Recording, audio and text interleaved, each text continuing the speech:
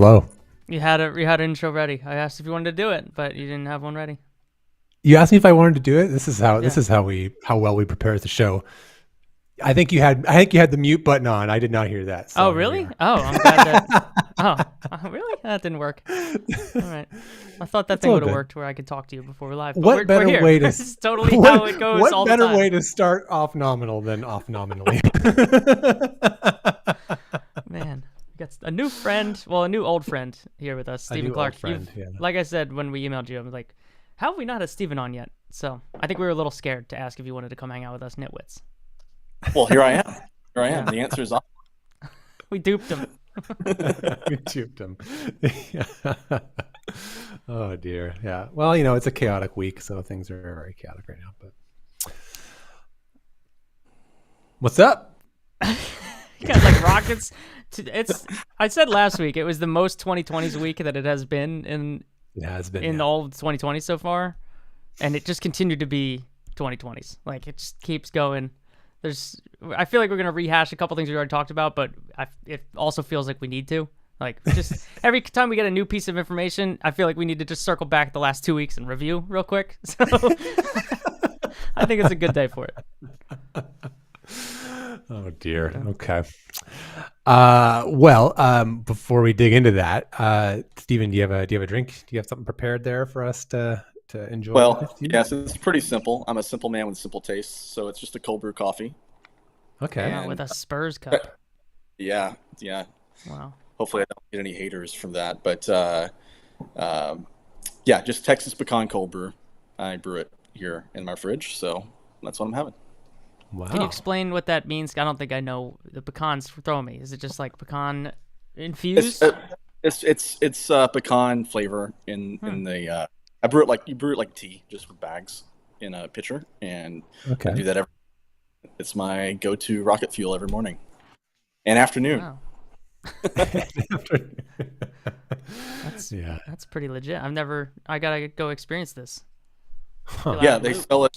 They sell it at HEB, which is the Texas grocery store. So I've been a loyal HEB fanatic, mainly because of their Texas pecan cold brew. I used to live in Florida, and when I came back to Texas, my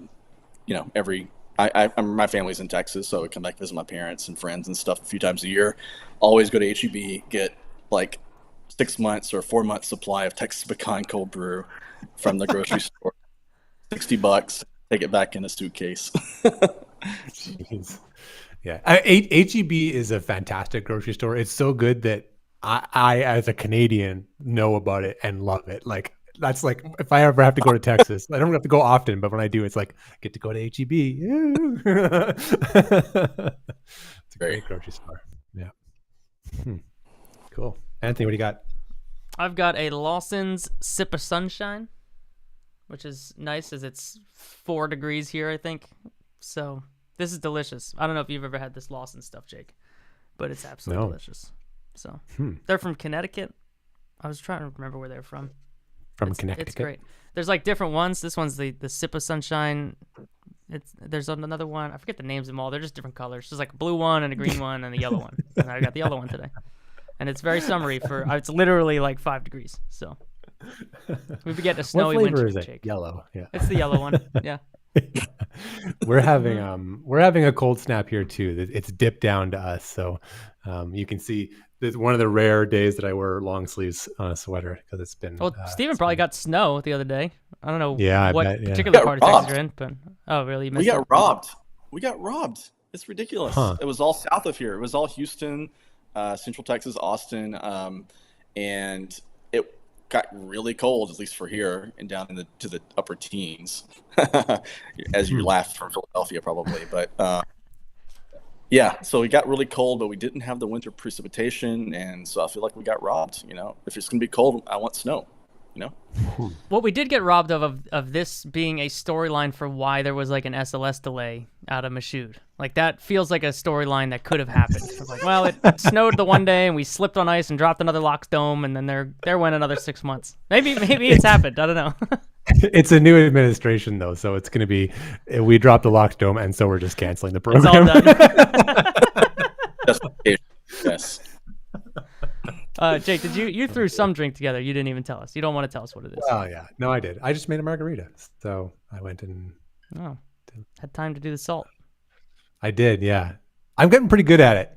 I don't know what that says about me, but I'm getting pretty fast at making margaritas. That's why you moved there. I feel like consequence of living in Mexico, but yeah.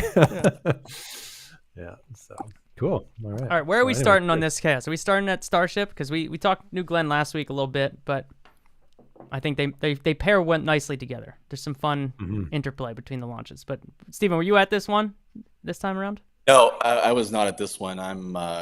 I'm probably going to wait till they try to catch the ship, which seems like it's probably going to be at least another couple of launches away to go back down there. I was at the first 5 and was there for the first booster catch last October from 4 miles away, which was pretty spectacular. And once I saw that, I'm like, okay, I've seen it all until the ship is caught, and so I'll go back for that. You need double booster catch now. That's what you got to do, right? for super heavy when they get that one going. Man, that would be, yeah. I would like to say that would never happen, but it's probably gonna happen at some point. Stranger things. So, okay, cool. All right, so let's just say it. Let's say it. Worst Starship launch. This one. Worst one. I don't disagree. It's the worst one. It's the one that is the most clear setback of every launch. Agreed. Yeah. Agreed. That's a great way to put it.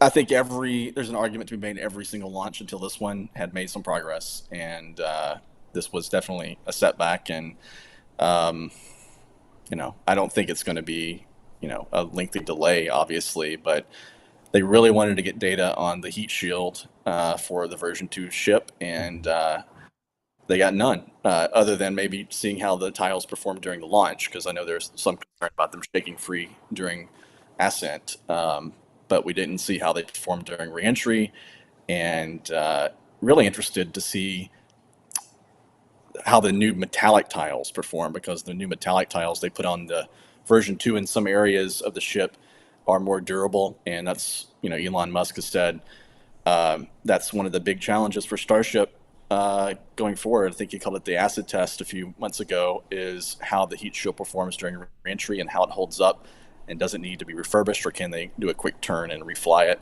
And the metallic tiles may hold a solution there, but they're gonna have to wait to the next flight to see how they actually work. Yeah, we were talking on the a couple of shows ago about next steps for Starship, and the thing Anthony and I had an argument about was whether the reentry had been solved yet. And I think my stance got a little bit of support this week that we're a little behind on the reentry solution. Yeah, we still don't know all the uncertainties are not filed away, and this didn't help, right? Yeah, I think they've shown they can land it on target, and we've seen the splashdowns next to the buoy in the Indian Ocean 2 or 3 flights now. That's really impressive. That's a really good sign.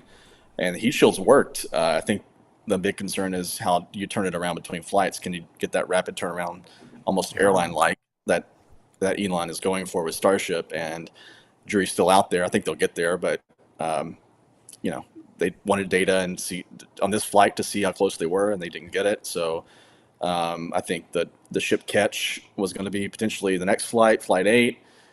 Almost certainly going to be flight 9 at the earliest now, and we'll see. There's also the regulatory side of things we can talk about in a minute, but with the new administration, there's some question marks there. But I think the ship catch is potentially, even with the new administration, is going to be interesting to see how the FAA handles licensing for that reentry, the ship, because it's going to be coming over land, including Brownsville potentially.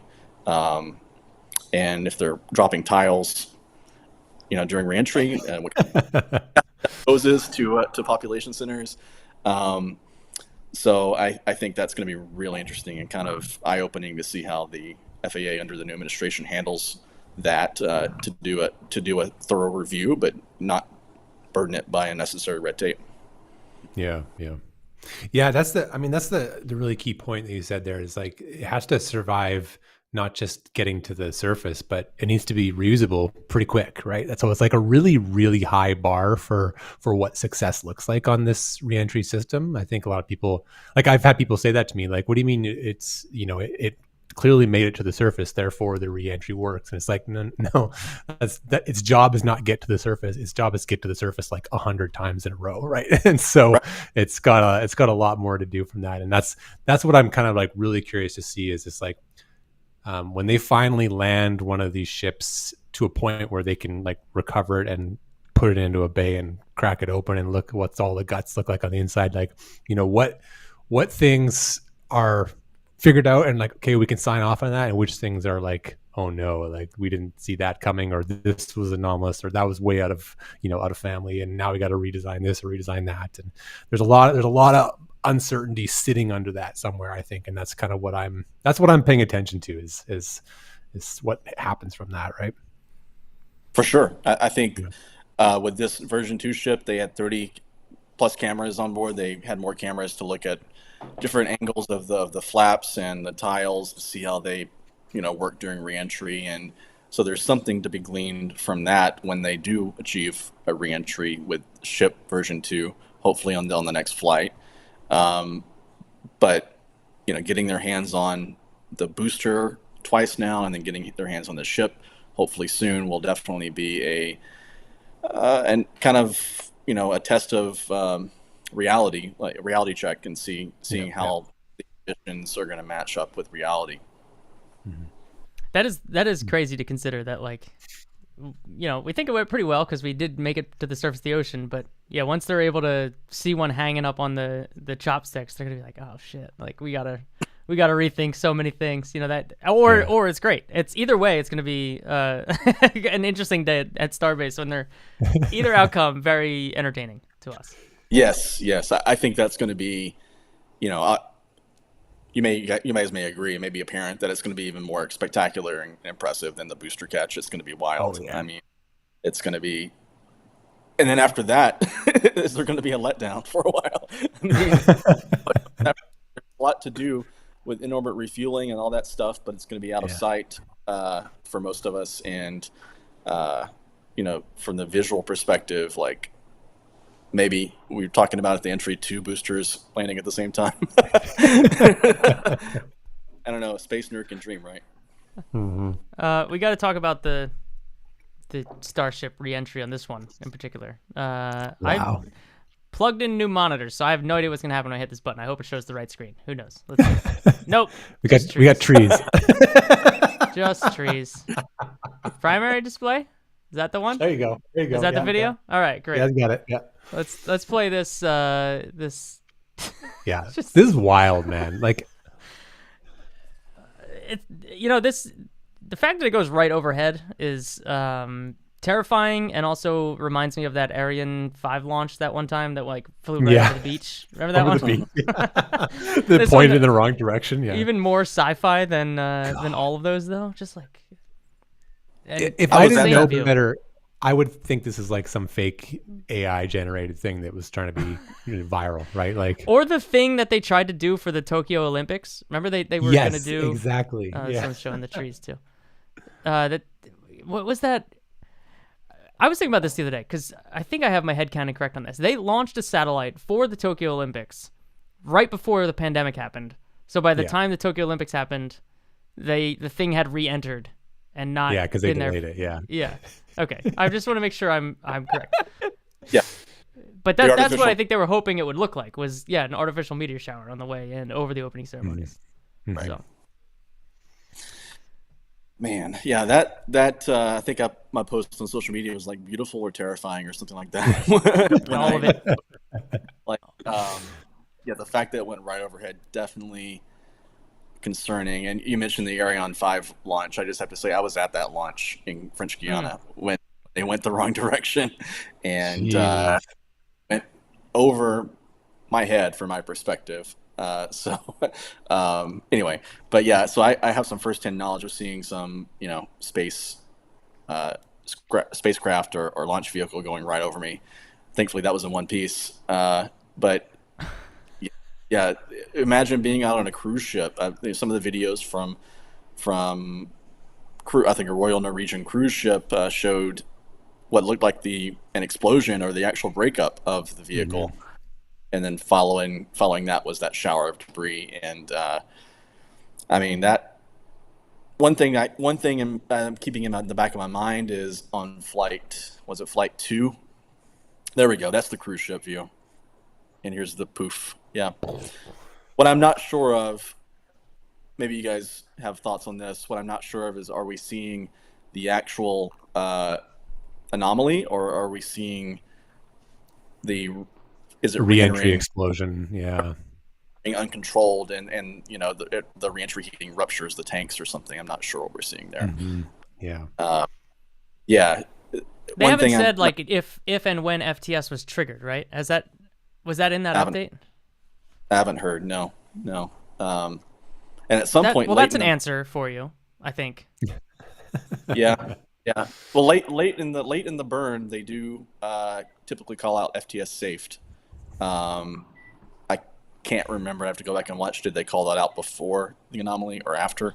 And the one thing that I'm keeping in mind throughout all this is that video is spectacular and scary and terrifying, all the above. And but I think the time of day really accentuated the view. It was Yeah. right at twilight, and we've seen rocket launches at twilight that bring out things that are visible at that hour that aren't visible during a typical day or night launch. And Golden hour. Yeah. exactly. So on the second Starship flight, they had a similar breakup of the vehicle late in the first stage burn. Different cause apparently, but at a similar stage of flight on the late in the Starship second stage burn, and the debris re-entered likely in a similar manner to what we're seeing there, but it was in 9 or 10 a.m. local time there in the Caribbean, or in the Bahamas, Turks and Caicos region, and there was some video and some footage of the reentry, but it did not look as spectacular as that or as terrifying as that. And I think the time of day has a factor in what we're seeing. Yeah. Yeah. Yeah. No, I mean nobody's gonna go out and argue that video is not awesome. Like I don't think anyone's like, that doesn't look cool at all. Like that definitely looks cool. No one's gonna argue that. The other one, I think that the Flight 2 one was the one where you could see the fins still, right? Like the very tip of the Starship was kind of separated on its own. Yeah, it looked like it was cut in half. Yeah. Yeah. Yeah.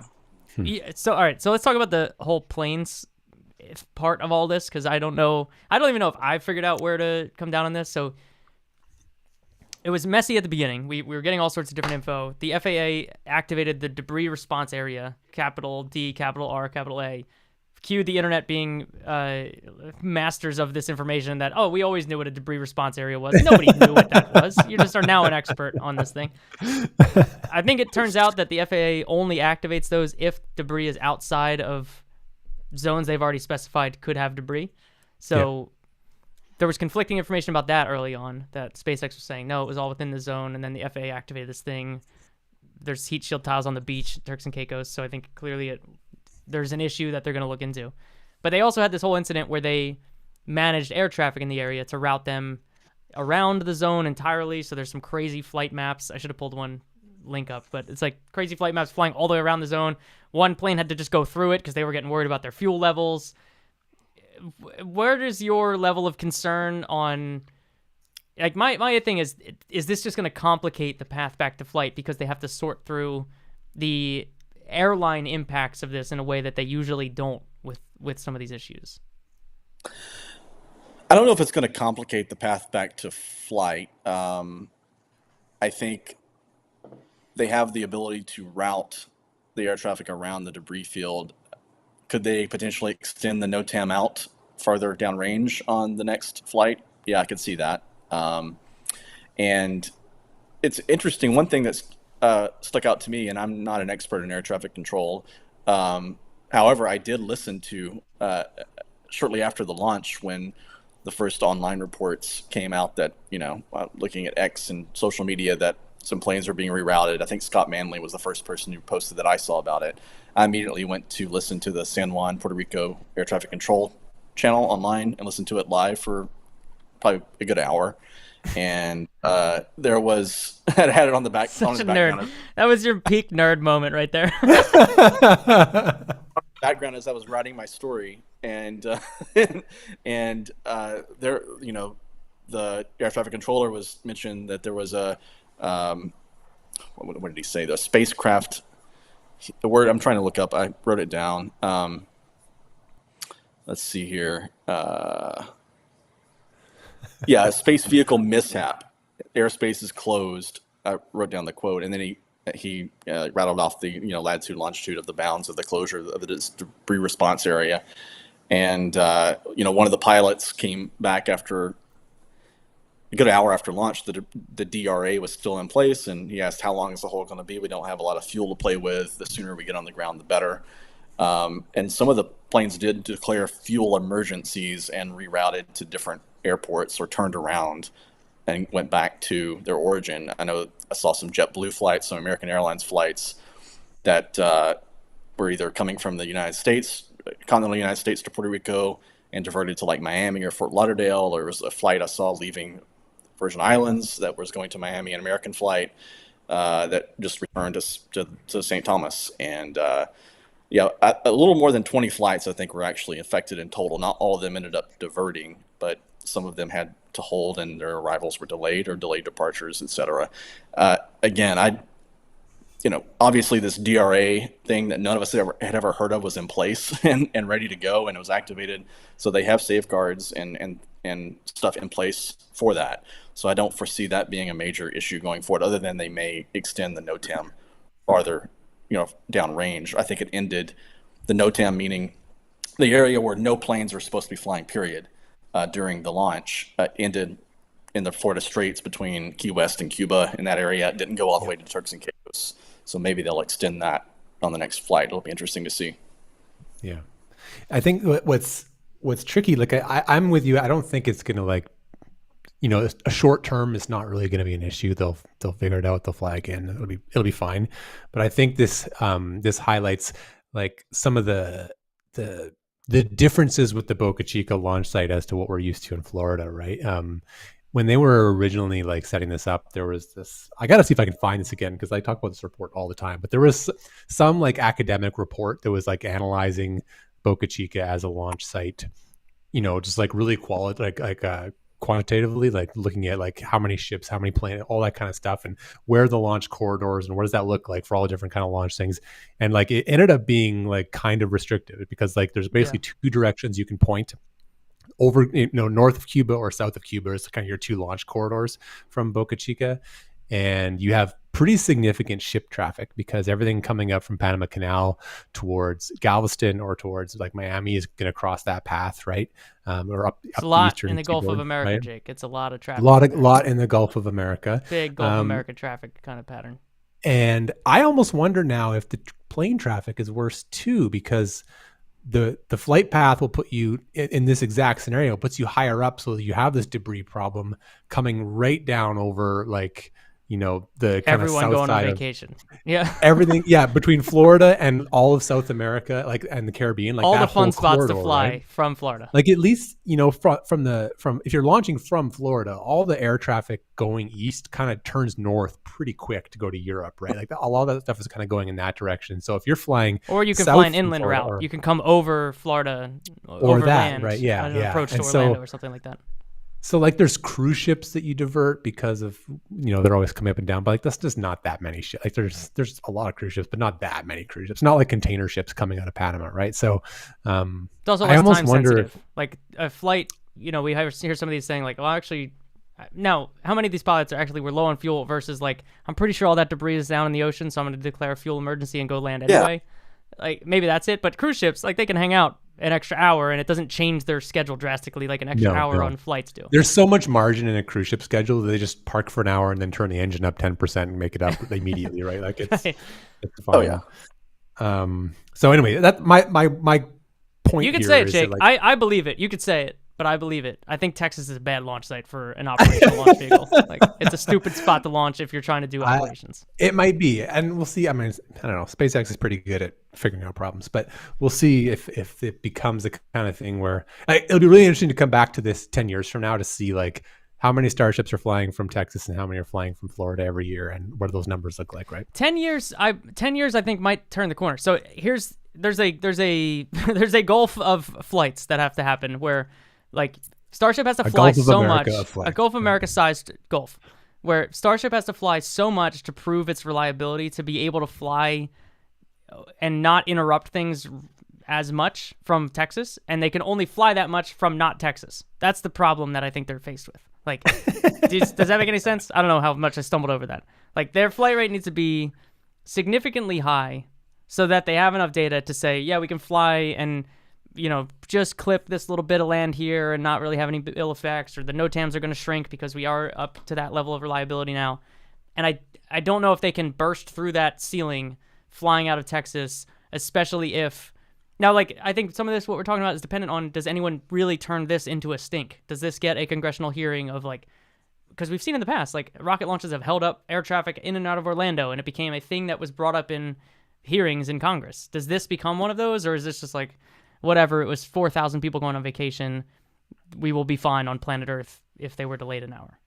Mm-hmm. Seems like there's other stuff people are worried about at the moment. I don't know that this will come up in Congress right now. There's some stuff going on. Seems kind of busy. Yeah. There are two thoughts I have there, guys. Like, I think the debris response area, it seemed to me like it went on way longer than it needed to. I mean, by like 5x, 6x. Yes, Yeah. like the debris was down within 20 minutes of the launch, and why was it in place for, what was it, over an hour and a half, something like that? The stuff didn't just start floating and hovering in the midair. Like, re-levitate, exactly. So, although that would be impressive, but I think that's one factor I think that's in play is, you know, maybe the FAA air traffic control can tighten their procedures. They've done this, you know, in the real world, you know, now, instead of just an exercise or a thought process.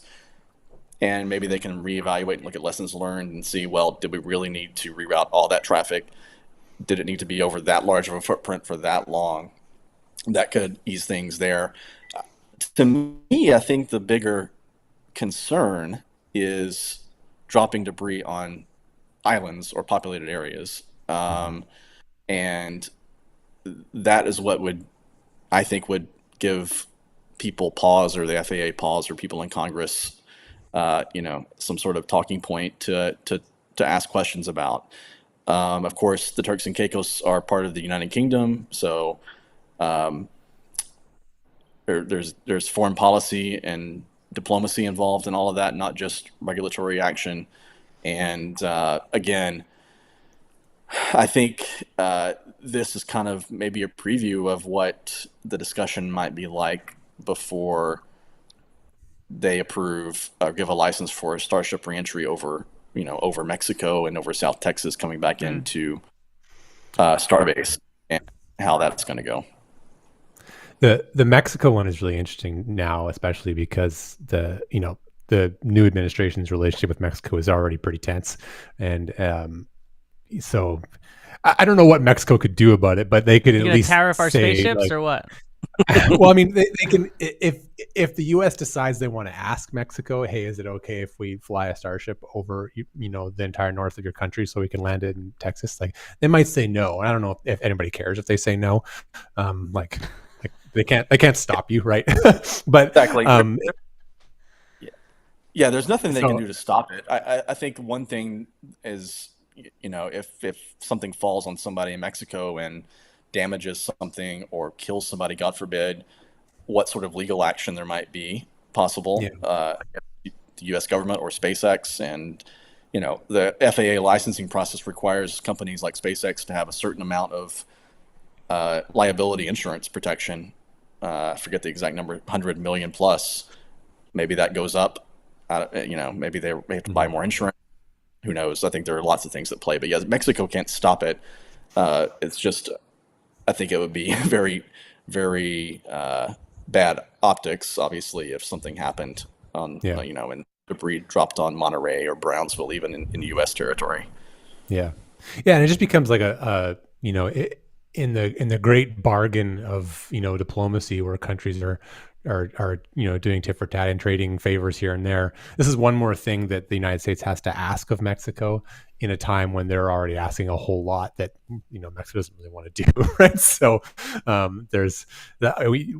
There's a new president down here too, and she's already drawing some lines in the sand, and so like I'm like kind of curious to see how something simple as a Starship Flight re-entering could escalate to like some pretty high levels of U.S. government diplomacy, right? Something simple like the most advanced spaceship we've ever seen in our entire human existence, re-entering to be caught by a really tall tower in Texas. Yes, so simple. Can they do? I'm just thinking now. Is there a north entry path? There would be, right? Depending on what inclination you're coming from, I guess. But wait, yes, half a day or something. From I was trying to think over the entire country. He's trying to drop it on all of our interesting spots of the country. Okay. Right over the Grand Canyon, right? Let's see. What inclination are they going to for these suborbital flights? 20-something. There's two inclinations they have. It's like, I don't remember. Pull it out. The two flight corridors, north of Cuba and south of Cuba. Yeah, it's like So I mean, but one thing to think about is the corridor is very narrow that they have to thread that needle north or south of Cuba, as you were saying, but they could do a plane change in orbit with the Raptor and go to a higher inclination, and the Raptor is very powerful. I think it could do a pretty significant plane change, and that would potentially open up a northern trajectory, because I think at the current inclinations they're going to like 25 to 30 degrees. I can't remember exactly, but in that inclination area, it's going to be coming from west to east. There's not much of a north-south component. But if you do a plane change in orbit, you could open up a more southerly or more northerly over the United States trajectory to re-enter. Maybe that's because the trajectory we're is just looking picking at places with more people, though. That's the thing. I know. There's only more people in any other direction. I was wondering if you could thread that American Southwest where it's pretty sparse, or you could thread the needle there, right? I was thinking because then you're flying over the biggest cities in Texas, like. Well, not really. You could other than number one, like you could go down like that Texas border is kind of like at the right angle, that same inclination, right? So if you came fly in like the pattern of the Rio Grande, you want to do no, right but over, all the major cities. All the major Texas cities are not right on the Mexican border, is what I'm trying to say. Yeah, it would be coming over south of San Antonio. So yeah, right along the border. That's a pretty sparsely populated area, and over northern southern New Sonora. Mexico, northern Arizona, like that. You kind of hit that, right? So yeah. So that's something that maybe could be eventually. Starship is supposed to be flying often enough where it's so reliable that's not a safety concern. It'll be analogous to an airplane flying overhead potentially, but these early test flights, that could be something that is part of the decision matrix of on the first few reentries. We don't want to fly directly over Phoenix, or we don't want to fly directly over Monterrey, Mexico. Multi-million people population. Yeah. We all thought in the beginning of when they were only approved for 5 launches out of Boca Chica, that Boca Chica would be the development test center and the place where they would try the new crazy ideas they have, or whatever was pushing the envelope. And Florida or other places would be like high tempo, high launch cadence launch sites. Are we just there now, and there's no Florida launch site to shift to? It kind of feels to me like we're there now. Yeah, I mean, they have the approval pending, close to getting the final approval for 25 flights this year, I think, from Boca Chica. Florida launch, I think, is still a year and a half away at minimum. Just because of what they have to build, the infrastructure they have to do. Yeah. Exactly. But I think that's my point, is like if they were in a world in which they built the towers in Florida at the same time, we're going to fly every month or twice a month, would those be things that they're flying out of Florida because they have an easier time getting to that level to 50 launches a year or something? Potentially. I mean, I think that launching from Florida comes with a lot of benefits. The downrange issue of flying over islands, you have a wider swath of ocean to launch over. You don't have to worry about flying over land till you get to Europe or Africa. And I think there are many benefits. Going back to your initial comment earlier, Texas is not a great place to launch a rocket, especially in this test phase. You know, it may be once the operational reliability is proven, maybe a different story. But yeah, I think launching from Florida would probably be safer, actually, and would give SpaceX more options in terms of how they want to fly, going to different orbits, not having to worry about very narrow launch corridors. However, all the infrastructure is in Texas at this point. They had their own reasons for building in Texas, you know, to get away from the federal spaceport and the range, which imposes or used to impose some limitations. Although the range, the Space Force range at the Cape has relaxed a lot of their restrictions and is a lot more streamlined now than it was in 2014 when SpaceX went to Boca Chica in the first place. I still remember it was not that long ago when the range was like, the big goal was like, how can we scale up to one launch a week? That was like all hands on deck. We got to figure this out. 52 launches in a year is going to be a big win. You know, like, well, we'll never be able to get to this. It's a big hairy goal. And now SpaceX is doubling that by themselves. Yeah, close to 100 launches, right, in the last 2 years each, 2023 and 24 from the Cape. Yeah. And I've talked to one of the deputy commanders at the Space Launch Delta 45, still getting used to saying that, even though it's been several years, that runs the range, and he has told me that he thinks the current capacity, if they did nothing, is probably between 200 and 250 launches per year at the Cape. If they made no more infrastructure investments, just the current capacity with the way things are working now. So there's room to grow for sure. And I think 250 launches a year, I may be wrong. I don't foresee that happening until the 2030s, to be honest, because I think SpaceX is nearing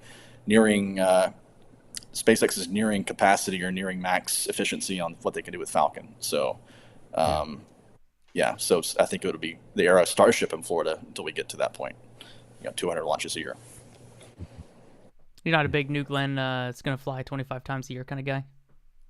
25 times a year? Yeah, sure. Not right. 200. Yeah. I mean, if you have 100 to 150 SpaceX launches, 25 New Glenn launches, a dozen, best case, probably a dozen Vulcans, and then a smattering of small launch companies, you're going to get to around 200, maybe. Yeah. But then you add in Starship, and you definitely explode that number, significantly. So I think they won't get to 200, 250 launches from the Cape until Starship is flying from Florida regularly. You also have the mass problem too, where like it's not a 1-to-1 trade Falcon to Starship, right? So you can knock out whatever it is, 5 Falcon flights with 1 Starship when you're doing Starlinks or whatever it is, right? That's true. How much does it eat into the Falcon 9 launch cadence? Yeah. When do we see peak Falcon flight cadence? Is it mass cadence will keep going up, but flight cadence may kind of like flatten out or stagnate a little bit first, right? So yeah.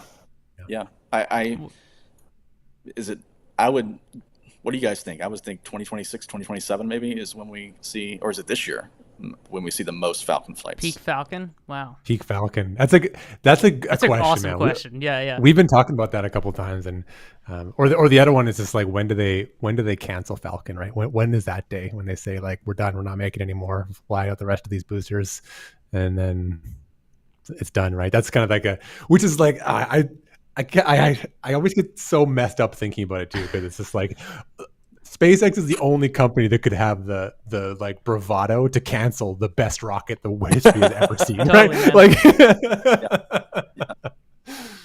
But this is the thing. This is the way they're like Apple. Like Apple was king of the world with the iPod, and they were like, "Fuck it, we're doing a phone," and then it was all fun, right? And peak Falcon. So you think peak Falcon is this close? You think it's 26? I think it's like 28. Yeah, I'm closer to 27, 28, I think. It all depends on when they're flying Starlinks on Starship, because That's over the game half of the changer. Falcon 9 demand. Yeah, 2/3. Yeah, 2/3. Yeah. So our Starlink launches right now. So yeah, maybe 27. I could see 27. If I had to bet, I think it would be before 28, but we'll see. There's probably a Well, Kalshi market for this. Yeah. If not, we should create one. There's an ongoing meme that I am just a degenerate gambler on the SpaceX odds on Kalshi, and it's not entirely wrong, but it is a tricky question because there's multiple variants, right? Does the variant of Starlink they're flying at the time only fly on Starship, so they're just overnight the Starlink demand for Falcon 9 will evaporate? That's probably true. But is their Starship manifest going to be so full with Artemis or Artemis-inspired missions that they will delay? Like, let's zoom out to the political landscape that we're looking at, right? Everyone can have their theories on what Elon's up to on a political level, but one variant of that is he sees this as like the moment to step on the pedal of if he wants to see people land on Mars in his own lifetime, he has political leverage to put pieces in place that can make that possible in the very near term. So if we get that shift that we're looking at from a national policy level, that it was in the inauguration speech that people will land on Mars and plant the flag. If he gets that through the political system, that Mars becomes an immediate focus of the national space program, does he put Starlink on the back burner to some extent, which sounds crazy, and keep it flying on Falcon and say all starships are aiming at Mars? If they're not a test flight to low Earth orbit, they're aiming at Mars, and you shall not launch a Starlink on Starship in the next 4 years because this is our moment that like people actually back us to send these things to Mars. That's the kicker. That is a great question. I'm gonna have to think about that. There are a lot of variables at play, like you said. How much is the government going to be funding Starship development that's focused on Mars? How many millions or billions of dollars is NASA going to put into that over the next few years, over this term? Because Elon has always said that Starlink, the revenue from Starlink, is what is funding the Mars mission, the Mars ambition. So in order to maximize revenue from Starlink, you probably need these version 3 satellites. The version 3 satellites, I think, are going to be a lot better for direct to cell than what is available now with the V2 Mini. So that is a huge new market that could open up with version 3. And my understanding is still that version 3 cannot launch on Falcon 9, full stop. And yeah. So I think there's still an appetite to launch. What if easier money becomes apparent sooner, right? Like that's... Yeah. I think it's yeah. I have really a couple of thoughts on this, right? I think that like there's two variables to that I think will change things. So one, even if they don't put the pedal to the metal on like human space flight and just fulfill their existing Artemis requirement, like responsibilities, like what are they? We got a demo flight to the moon plus Artemis 3 plus Artemis 4 are on contract right now, I think, right? That's at the 3 that are on contract. Mm-hmm. So that's like 3 HLS launches plus a dozen tankers each. So like in the next 3 years, you already have like 30 to 40 Starship launches on the books just to fulfill the existing like Artemis manifest. And 30 to 40 launches in the next 3 years is like a pretty good ramp up for launches. Yeah. Like they did 4 last year. So they gotta get up. And then the other thing I think about is even if they do ramp up and they can fly as many of the funds they want, and they want to move all the Starlinks over there, Starlink's growth is so high that it would make sense to fill up all the Starships you have and also fill up all the Falcons with the old satellites anyway. Like just throw, if you have launch capacity, use it, because there is Starlink growth potential there. So like if it means putting up a bunch of old satellites that you don't care about and they're going to be out of date immediately, like I would still do it because there's just so many customers that want in on Starlink, right? Mm-hmm. So that's the complicates the Falcon 9 question for me about that. Like, even if they move all the Starlinks over and launch all these amazing V3s, I think they're just going to keep flying the old ones anyway until they absolutely have to shut the factory down and go from there. But I don't know. It's interesting. There's a lot of variables, right? That's a good point. That's a good point. If you have launch capacity, use it, and they have lots of launch capacity with Falcon 9, lots of booster in rotation. I think one thing is, SpaceX is about efficiency. Do they really want to keep two separate production lines going for V2 Mini and V3? And what does that do to the cost? That they're, they're producing Starlink satellites for what, a couple $100,000, less than $500,000 per satellite now. Who knows what a version 3 costs, but probably not much more, maybe less. And but if they have two production lines going up in Redmond, Washington, does that affect their efficiency going forward? So I think that's something that maybe is a factor in the decision. But yeah, they have a lot of Falcon 9 launch capacity. That's a good point. Why not use it? But I think there are other factors kind of at play. My cat's joining me, so. Yeah, I think the big question will be like, did they spin up literally like a new building to make them, or are they like shrinking down the V2 assembly line to make room for the V3 assembly line? Because if you have a finite amount of factory space to make these, then like absolutely you should switch over to the new one as soon as you can and shut the old one down. But if they're spinning up a new building to run that in, and then they plan on closing the first building, then like you can run both buildings temporarily while you fulfill that extra growth capacity, right? I don't know the answer to that, but I'm just thinking operationally. That's what I'd be thinking about, right? Yeah, these are good questions. I'm kind of thinking out loud as we go too. What we do on the show, Stephen, is we give journalists homework. So we give you a bunch of questions. We love and then assigning what we expect homework, for sure. is that you go and do your job and call a bunch of people and get your sources and then figure out the answer. Publish an article 6 to 10 weeks later, and then we take credit. And we invite you back on to answer the question. I would love to go if I had to name like one thing that I would love to see and do a real in-depth story on, it would be the Starlink production line. I think even more than going to Starbase and getting a behind-the-scenes tour, frankly, because we've seen a lot. There's kind of an open book. Yeah, in many you can ways take pictures of it. It's not. I would love to go up to Redmond, Washington. If anyone's watching that can make that happen and do a story on it. I have a strong inkling that there is somebody who could make that happen, and if so, then I think we should all be invited to Redmond, Washington. So yeah, especially the filthy foreigner. Yeah. Yeah. Sheesh. Who wants to drop rocket stages on Seattle by coming across the entire country? Bring this foreign national up from Mexico to look at your ITAR stuff. I'm sure it'll be. I'm sure it'll be. He totally will lobby great. the Mexican government to allow Starship to fly over. Yeah, I'll help you out. I have on the ground help lobbying work. Jeez. Does the Starship failure of Flight 7, did it put into context the New Glenn failure on Flight 1 at all? And like, I juxtapose these as we said, this was the biggest setback for the Starship program in its active flying history, which is obviously graded on a curve. They're doing awesome. But New Glenn's landing failure was just like, it's exactly what we expected. With the kicker that we didn't expect them to make a perfect launch to orbit on their first try. So I feel like it got upgraded in my brain after the Starship flight.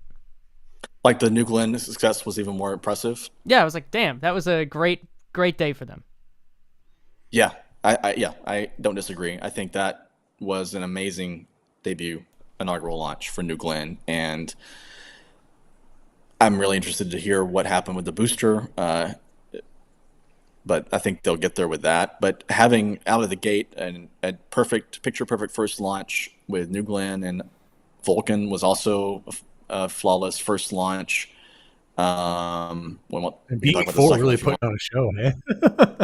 Yeah, the B4 is quite an engine. So they've flown 7 + 4, less 11 engine flights with B4. Good performance across the board.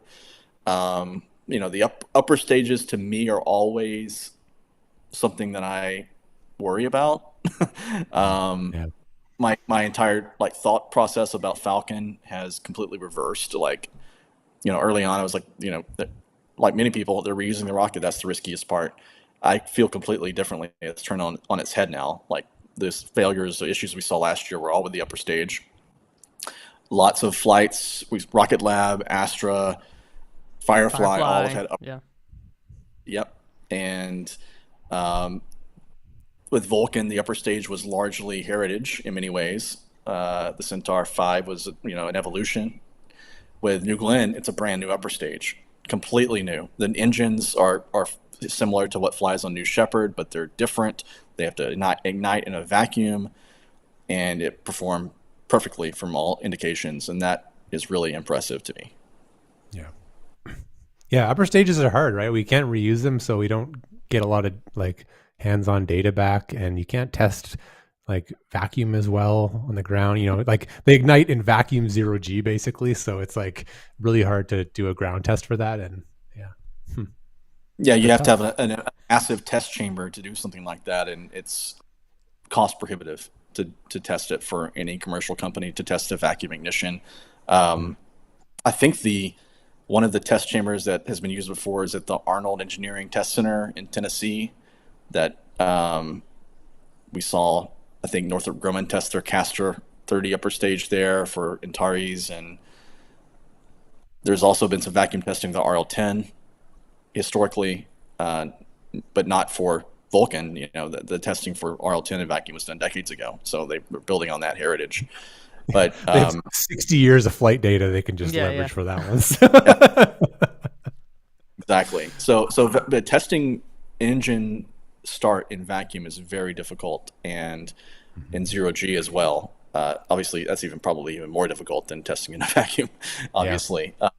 So that is, for New Glenn to have a perfect upper stage flight right out of the gate was really, really good to see. And, I'm interested to see how quickly they can launch again, supposedly in the spring. And, if they can replicate that and hopefully get the booster back. Yeah. I feel good about my prediction, Jake. May. Yeah. Something flies in May. Something blue moon shaped in October. Is that what I said? Or November? Yeah, I something said like that. October. Yeah, you said this year. Either way, you're Yeah. wrong. So Anthony's become a Blue Glen booster. This Blue Glen. a new Glen, I like the a new Glen turn of booster. phrase. Yeah, I don't think that's I've become. I was like a overly optimistic Blue Origin fanboy for years. I think that's where I lived, and I went through phases of like waning and waxing. Yeah. My optimism ended after the first flight. Like that was the extent that I was giving it out there. And now I wanted to leave everything past the first flight open to judgment. So, well, listen, dear. Beautiful launch. I am two things I'm interested in is why they decided to launch at night and why to that particular orbit that they picked. I don't feel like that's been answered. No, I don't have the answer to either one of those. I am firmly, firmly against night launches for the first flights of new rockets. And, it was really cool seeing that firmly. I mean, I've seen, over 300 launches, I think, at this point between Florida and Texas. And night launches are cool, but, you can see so much more of the rocket and how it's performing. So I think just visually, a new rocket launching during the day is so much more interesting. And the blue flame was really cool for the New Glenn, but we saw SLS, Vulcan, New Glenn all launch at night for the first time. And come on, let's get some day launches. Let's launch in the summer when it's going to be daytime for longer and see what we can get. Didn't Terran 1 fly at night too? Yes. Also, yes. Well, I think isn't Terran 1 is a methane one too, right? Mm-hmm. Yeah, you're an exclusion zone truther. I know, right? I am. I'm an exclusion zone truther. Is that all these new methane rockets have those huge exclusion zones because nobody knows what an explosion looks like yet, and they're all like being really cautious. So I think it was that night, plus easier, sea right? state for New Glenn that like flying at night, they're gonna have a little bit calmer of a sea, so let's try to do that to get the recovery down. You have a little more leeway, right? Like, especially with these new rockets where like you're going to have holds and unexpected things and you push and push and push. Like both of these attempts for New Glenn took like hours, right? So, just to have that flexibility, like, yeah, we're not going to like severely disrupt a bunch of air traffic or marine traffic while we try and figure out this new giant exploding bomb rocket thing, it makes sense. And they had a very long launch window as well. So that's a good point. They had a 3-hour launch window, so they had had to protect that airspace for that length of time from 1 Yeah. to 4 a.m. And if you want to clear airspace, that's the time to do it. Yeah. That's my hunch. Steven, can you plug some of the stuff that you're working on lately? And if somehow people listen to this and don't know Stephen Clark, what they should know? Sure, yes. So I am obviously the space reporter at Ars Technica. I work with Eric Berger, who is our space editor. I work for Space Flight now for 15 years, ended my tenure there as editor in 2023. And I cover everything under the sun, basically, when it comes to space, civilian space flight, human space flight, robotic science. But my emphasis this year will be on military space and national security space, and that's kind of what I've decided. And Eric and I have talked about, carving out different niches for each other, and military space is going to be something I focus on this year going forward. There's a lot of interesting stories there. I wrote a feature in December talking about the Space Force's renewed openness to talk about putting offensive weapons in space, whether it's whether it's kinetic, something that can strike a satellite and destroy it, which creates a lot of space debris. It's kind of dirty, but or jamming or directed energy, anything like that. And I suspect in this administration we may see some more openness than we even saw last year going forward, because I think there's an appetite for having some sort of demonstration or a public accounting of what the Space Force's capabilities are. Talk about the widget or the exact specifications, but we can do X, Y, Z, so don't mess with us. And I think that's something the new administration may have an appetite for, and I'll be following that closely. We got a good, There's definitely I think, a good nominee for the head of the Air Force, who's a space person, and he has flown planes, but he's not. I always make this distinction between the plane people and the space people that are within the hierarchy of the Air and Space Force. And this is the first time we're going to be seeing a space person leading, if it gets confirmed. But he seems like he's being, he's a good candidate for it. People seem to be into him as opposed to some of the other candidates that are out there for different positions. Yeah. Troy Mink from NRO. Yeah, he's has a lot of history in national security space, and the Space Force is Trump likes to take credit for the Space Force, and of course he's the one who pushed it over the finish line, although it was in discussion well before that. But in 2019, so 5 years ago, it became the newest branch of the military, and I think that's going to be a big focus. Mm-hmm. Still the coolest flag when they bring it out at like football games and stuff. They do like this at the college football games. They always bring out like all the flags, and the Space Force one is always the coolest. So it's legit. I'm delighted to hear you're focusing on that. I'm sure Anthony is too, because we always joke that between the two of us, he's the one that has to pay attention to military space, because I just won't do it, and I'm always bugging him. I send Anthony a message like every couple months, like, when are they going to award the next rockets for space military people? And then he's like, oh no, but now I can bug you about it, so that's that's something to watch. That's also something to watch is there's a pending contract award for the National Security Space Launch for Phase 3, and SpaceX, ULA, and Blue Origin are in competition for that, and who gets the first position, the majority of those launches, probably I would expect SpaceX. ULA got the majority the last time they did a big award, which is in 2020, and that was supposed to happen before the end of the year, before the end of the Biden administration, but it's been pushed back and pushed back and pushed back, and now here we are with a new president and a new year, and it still hasn't been awarded, but hopefully. Well, we'll see. Should be very soon. It's going to be that Jeb Bush meme with the electoral results. This is Elon Musk, 535 NSSL-3 launches. You love that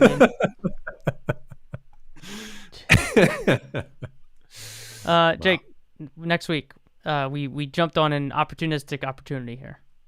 An opportunistic opportunity. Opportunistic opportunity, yes. As opposed to the other kind, yeah. Uh-huh. Would you like to tell everybody who we're having on next week? We will. Hold on. Do I know? Yeah, we're gonna have. Yeah, I had to think. Sometimes I get our weeks mixed up. Okay, This margarita's hit me. We're having Jonathan McDowell come on to talk about his new, what do you call this? It's a project, I guess, but he's doing some work on the amazing catalog of stuff that he tracks in space, and he needs some money. So we're gonna talk a little bit about that, and I don't know. He's so cool. I don't really care that he's doing a project. I just want to hang out with him for another hour. So that's really pretty much yeah. That's pretty much what it was. That's pretty much what I emailed him. It's an excuse to send him an email and make him hang out with us. So yeah, it's not all like Von Karman was not doing GoFundMes. All right, if he was, we would have had him on the show. Okay. Yeah. That's really where we're at. Well, I want to give an endorsement to that because I think any space enthusiast contributing to his GoFundMe is a worthwhile investment. I'll just say that. Yep. I didn't realize he had such a physical library that he was the shepherd of, but now that I know that, it's even cooler. I just thought he had an awesome old school website, but it's yeah. stuff too. I have not been to his library, unfortunately, in person. Hopefully, I can get a chance to go to his new one when he sets it up in the UK.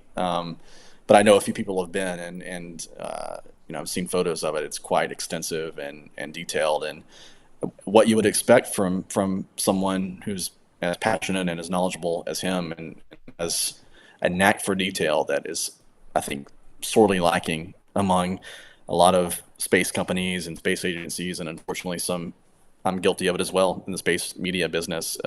Just the lack of detail that a lot of us used to get in back in the space shuttle and Apollo era. In this new world of commercial space, companies don't have to release exact numbers or specifications and all that, but he tries to track them down as best he can. So it's an invaluable resource for me, and I think a lot of others. Yeah. Boom. For sure. Well said. Thanks for hanging out with us, Steven. It's been, obviously, we need to have you back on more frequently than this. So we will try to have you beat out Eric Berger's number of appearances. We're going to try to. How many does he have? I don't even know. A lot. He's got to be at, I don't know, 6, 7, 8, somewhere in there, Something right? like that. Something like that. Yeah. You got some work to do, but you got some work to do. We're willing to put in the time. I'm available. So thank you again. It was a pleasure, and anytime. All right, y'all. We will talk to you next week. See you, everybody. Bye, everybody.